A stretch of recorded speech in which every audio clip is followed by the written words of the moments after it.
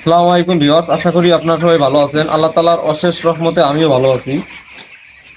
এই যে আমি যে জায়গায় দাঁড়িয়ে আছি এটা মূলত একটা মুরগির শেড। এই মুরগির শেডে যখন একদিনের বাচ্চা আনা হয় সেই দিন আমি আপনাদের একটা ভিডিও দিয়েছিলাম।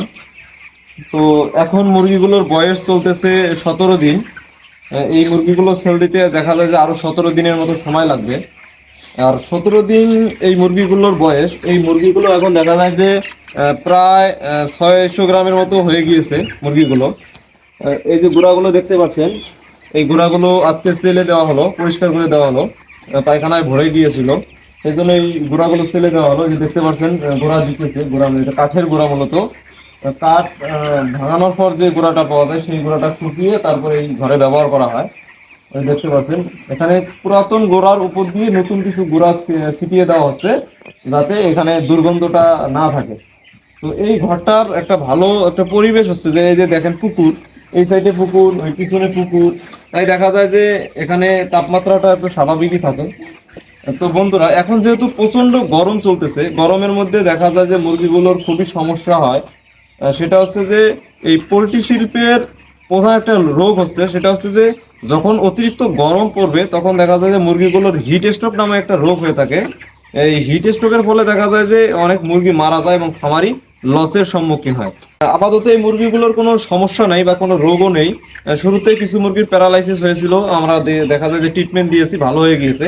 এখন আপাতত মুরগিগুলোর কোনো বড় ধরনের কোনো সমস্যা নাই। অতিরিক্ত গরমের কারণে মুরগিগুলোকে আমরা কিছু এনজাইম দিতেছি, কারণ এই গরমের কারণে মুরগিগুলো দেখা যায় খাওয়া দাওয়ার রুচি অনেক কমে যায়। তারপরে দেখা যায় যে পানীয় এরা কম খেতে চায়, তাই দেখা যায় এদেরকে আমরা কিছু এনজাইম প্রদান করতেছি। এই এনজাইম দেওয়ার ফলে দেখা যায় যে এদের পাকস্থলীটা ভালো থাকবে, হজম শক্তিটা বৃদ্ধি পাবে এবং মুরগিগুলোর ওজনও বৃদ্ধি পাবে। এবং কিছু লিভার টনিক এদেরকে আমরা দিতেছি, যাতে দেখা যায় যে খাবার হজম, লিভার টনিকও কিন্তু খাবার হজম করতে সাহায্য করে। এখানে দেখেন কিছু ভিটামিনও আছে, কিছু প্রিবায়োটিক প্রোবায়োটিক আমরা এদেরকে খাওয়াচ্ছি। এই ওষুধগুলোই মূলত আমরা খাওয়াচ্ছি। এখানে 1000 মুরগি আছে। এই 1000 মুরগি দেখা যায় যে এখন এক বস্তা খাবার দিন রাত মিলে লাগে, এবং এই পানি লাগে প্রায় 70 লিটারের মতো পানি হলেই এখন হয়ে যায়। মূলত এই মুরগিগুলোর খাবারটা লাগে 20 দিন বয়স যখন এদের পার হয়ে যায়, তখনই মূলত এই মুরগিগুলোর খাবার এবং পানি বেশি লাগে।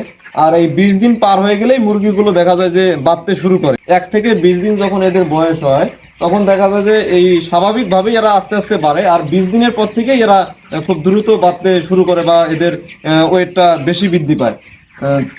তো বন্ধুরা, এই যে গোড়ার কথা আপনাদের বললাম, এই গোড়াগুলো মূলত প্রতি 3 থেকে 4 দিন পর পর তেলে দেওয়া লাগে এবং নতুন গোড়া কিছু উপর দিয়ে ছিটিয়ে দেওয়া লাগে। তাহলে দেখা যায় যে মুরগিটা স্বাস্থ্যসম্মত ভাবে থাকে এবং এদের রোগ প্রতিরোধ ক্ষমতাও বৃদ্ধি পায়। কারণ দেখা যায় যে যদি এই মুরগির এই ঘরটার মধ্যে এই মুরগির ঘরটার মধ্যে যে মুরগিগুলো পায়খানা করে দেয় এই গোড়ার উপরে, সেই পায়খানাগুলোর থেকেই গ্যাস সৃষ্টি হয়। গ্যাস সৃষ্টি হওয়ার পরে বিভিন্ন রোগ সৃষ্টি হতে পারে। তাই দেখা যায় যে 3 দিন পর পর এই গুঁড়াগুলো ছেলে দিতে হয়। তো বন্ধুরা, ভিডিওটি যদি আপনাদের কাছে ভালো লেগে থাকে তাহলে অবশ্যই লাইক, কমেন্ট এবং শেয়ার করে দিবেন। আপনাদের সাথে আমার দেখা হবে আমার পরবর্তী কোনো ভিডিওতে। সেই পর্যন্ত আপনারা সবাই ভালো থাকবেন, সুস্থ থাকবেন। আল্লাহ হাফেজ।